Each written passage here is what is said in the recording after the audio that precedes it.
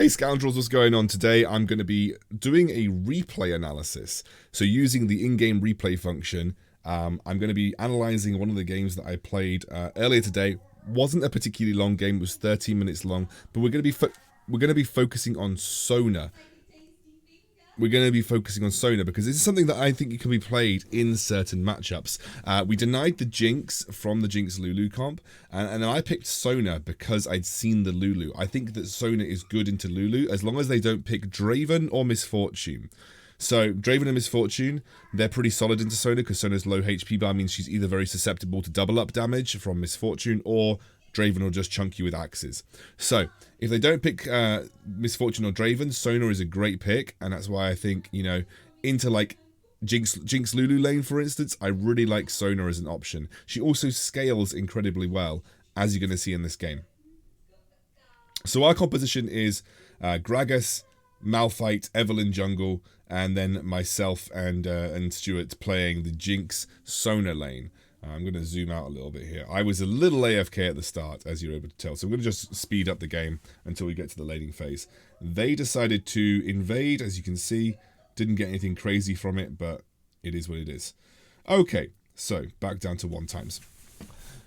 Alright, in this lane, you can be relatively aggressive. Kai'Sa can't trade that effectively with you. And if, you know, the Lulu pokes you, you just heal it up from level 2 onwards. Now, the reason I started Sapphire Crystal, which is not, I wouldn't say is a particularly typical start, but it is for Sona generally, is because you want to get your tier as quickly as possible. Having a tier is going to allow you to sustain your mana through the laning phase, which is really important because if any of you playing Sona will know, you run out of mana really, really quickly. So Stuart took an isolated Q there. And it's not so bad, simply because, you know, as we said before, it's not so bad because I've got the heal to get through it. Now you can see there's a bit of a fiesta going up on the top side of the map. You can, I'm not going to say his name, but that's definitely a name that probably shouldn't exist. Anyway, the Darius caught our Malphite out. They got the first blood on the Eve. Eve went for what appeared to be like a level 3 scuttle fight with the Olaf. And that resulted in her going down. And also noticed that we just went and picked up our heal in the bot lane. Stuart's been taking a little bit of poke, but, you know, at this point in time, Sona's going to help him sustain through it. We should be in a strong spot. We're not going to play the lane to go like super aggressive. Like there's no point to play the lane to go super aggressive in this particular instance. It's just about sustaining. Like Jinx is going to scale up relatively well. This Kai'Sa is a god at hitting her W's though. She was absolutely slapping W's all over the place. I'm not going to turn Fog of War off, by the way, because I want you to see it from as if it was my perspective. Now with Stuart going back, I decided that I had low mana. I might as well go and start my tier now. Very unlikely that he gets dived at this stage in the game, although of course diving is always an issue. And I accidentally picked up an amplifying tome. You saw me try and go back to switch it out for boots. What I really wanted to do was to go for boots into Locket enchant as quickly as possible, but alas, I actually left the fountain and couldn't resell my amplifying tome and going for boots. But Stuart's fine in the lane on the Jinx. He was able to just sustain it out, and now I have my tier and I can begin to stack my tier relatively quickly. Now obviously you don't have infinite mana, but tier is definitely going to help your mana pool significantly, and as you can see, just got to be a little careful at this moment. Like I think one of the problems that Jinx has is without without Lulu, her laning phase is rather weak. She doesn't really deal that much damage, and Kai'Sa is a much better trader in the laning phase than a Jinx is if you don't have a Lulu to help. You can see I took a load of damage. I was a little isolated versus the Kai'Sa there, but I should be able to just sustain it up. I don't know what happened mid lane. Looks like they caught out the Orianna in a gank, which is nice. You can see top lane, Darius versus the Malphite. Now Malphite technically is pretty solid into Darius because you can slow his attack speed, so it makes it hard for him to hit his full stacks. Olaf is also on the top side of the map, as you can see here. I'm just again sustaining this lane up, just helping Stuart farm as much as possible. We are now going to reset for Dragon. You notice we've got 20 seconds until Dragon spawns. We are now making the reset happen so that we come back with the strongest items possible. And I felt that I couldn't get Locket, so the best case scenario for me was to go for a Lost Chapter to give me A, more mana and B, a little bit of ability power. Then it also builds into a Seraph's or an Archangel's depending on whatever it is. So that is what I decided to go for. I decided to go for the Lost Chapter just to have the pure firepower when it came to the first dragon in the game. And you actually saw the Kaiser back off there as well. Unfortunately, we're not going to be able to do this dragon quick or as quickly as we want to be able to abuse the fact that we just saw the Kaiser back. The Darius also rotated down, and that essentially means that we have to be a little careful because it is now a confirmed 5 versus 4. Although, as you can see, and the Malphite doesn't have teleport as well, sorry, so the Malphite doesn't have teleport either. I think he's going back to pick up the teleport boots now. So yes, he has teleport now, and he should be able to teleport into a fight. We're going to move over and have a look at me here. You saw that the Darius got charmed under tower, and we were just able to just... I used my ultimate just to make sure he wasn't able to get a reset. The Malphite teleported right into the middle of the fight, and I'm not really sure why. It wasn't the strongest play I've ever seen in my life. And we end up losing pretty much everybody. I'm forced to flash across the wall. But what happens here is Stuart gets a kill onto the Lulu. And now we feel relatively confident to just go aggressive. Stuart's, as you can see, pretty close to sort of bumping them off and actually forces them off the dragon. So even though our Malphite kind of ran it down and teleported randomly into the middle of the enemy team, we still came out on top. I'm a little low now on mana and HP, so I'm going to back at this point in time. Going to pick up my Archangel staff because I have about 1,000 gold to work with. And my second item is going to be Locket. And third item is going to be Harmonic Echoes. Harmonic Echoes is a really great item with Sona. And then obviously I want to pick up an Ardent Sensor at some point because that's going to be a fantastic item to be able to just give everybody a load of attack speed when I'm shielding and healing them. Oh, sorry. I did casting today for the Age of Brawl, so I'm a little tired. So again, I'm just looking to be as aggressive as possible with my Q. Or my first ability. They're actually going to get the dragon, but it's not the end of the world. Like losing the mountain dragon really is not the end of the world. And if you look at the other side of the map, our Evelyn and our Malphite are just going to pick up the Rift Herald. So we essentially traded objective for objective. That's why me and Stuart did not go any harder onto that dragon fight, because we knew that realistically we were going to get something on the other side of the map, and that wasn't a big deal. So again, the healing is starting to ramp up now. I'm still taking a lot of isolated damage. I mean, the Kaiser is still a scary, scary being if you're getting it wrong. I actually failed my ultimate really hard here. I wish no one ever saw that. And I also died. So we're just going to assume no one ever saw that.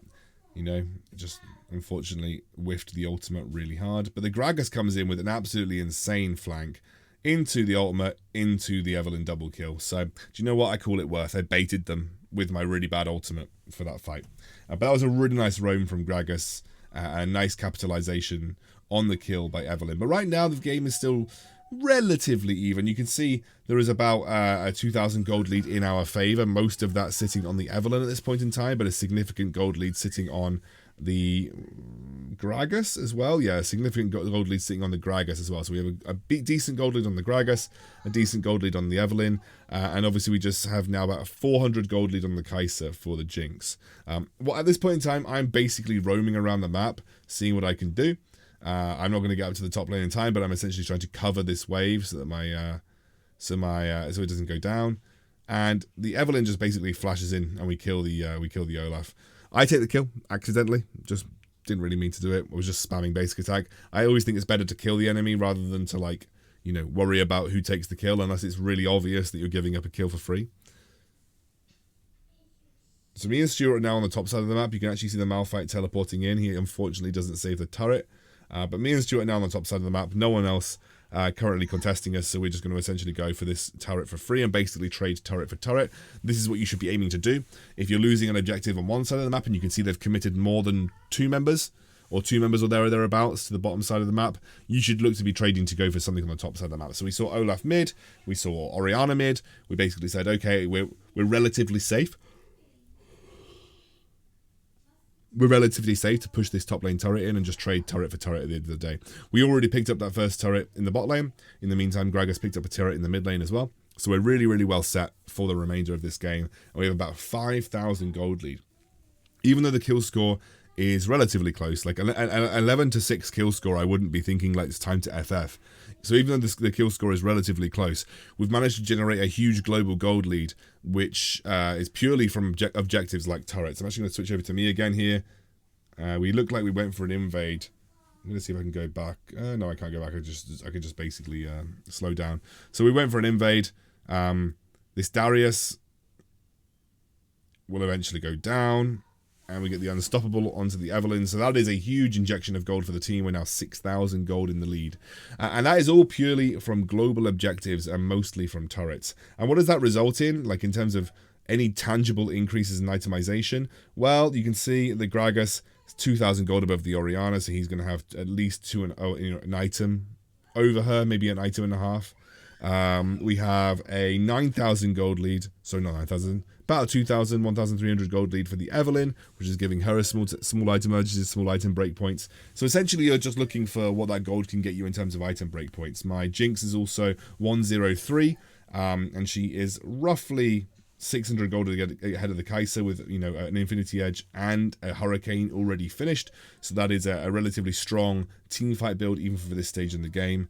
And actually you can see I flash in, go for the ultimate. Didn't quite work out, but in the meantime, just trying to reduce the damage of the Olaf, keep my Jinx alive, and the Evelyn is basically carrying the fight, as you can see here. Huge damage coming out from the Evelyn, and we actually go even further to pick her up a quadra kill. Now, she does die eventually, but the quadra kill, you will take it every day of the week as the Evelyn, and that gives us enough space to go and just essentially secure this Infernal Drake with absolutely no issues, and no one's going to no one's going to come and contest it and try and steal it away from us.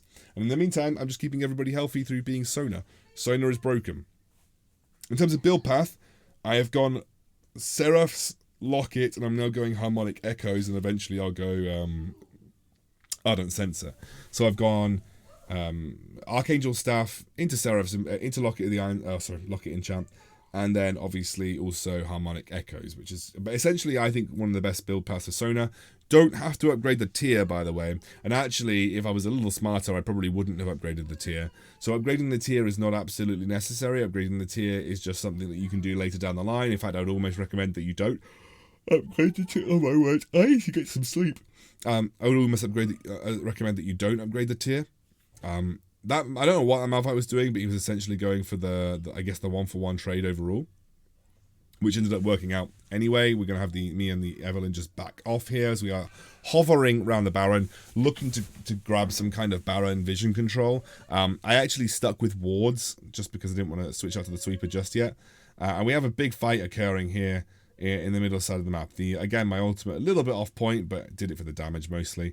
The Darius flashes in, not really sure why. And now me, the Jinx, and the Evelyn are just looking to try and continue to fight in these small engages. What I will say is that even though the Oriana is down 1 and 5, she still has a really scary double item spike, which is the Seraphs and the Liandries. So, you know, you can tell it's a little bit rough for the Oriana. The Flash of the Wolf from the Kai'Sa comes in. There comes the Evelyn as well. I'm just basically trying to keep everybody safe at this point in time. And I do manage to do that with my him. And we are now in a position where we are incredibly strong. Basically can set up for Baron at this stage in the game. And again, we are now almost 10,000 gold in the lead. This is a lead that, you know, a lot of people would consider insurmountable. I'm going for the Ardent now, but yeah, a lot of people would consider this lead insurmountable. It is quite difficult to contend with. We are now so far ahead that we are essentially setting up for Baron with not even having to take anybody out on the map. Yeah, it was a good game. I think they surrender here, actually. Yeah, they surrender. Boom, Sona. She's not bad. If you can hit your ultimates better than I can, then I think you are.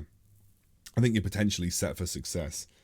But that was a game of Sona that I played in the right situation, and it worked out pretty well. You're able to see the scores here. I was 4-1 and 11, which actually is a relatively decent score. You know, I was able to keep people healthy. Huge amount of healing. I had the most assists in the game. I didn't quite have the most kill fight participation. That was Evelyn, but Evelyn had a really strong game nonetheless. And yeah, there we go. That was. I also did report Darius for his name, by the way. Of course I did. But yeah, that's Sona. I think she's relatively strong, and I think you guys should try her out in the right circumstances. Though, don't try her out just randomly. She's not good into certain lane matchups.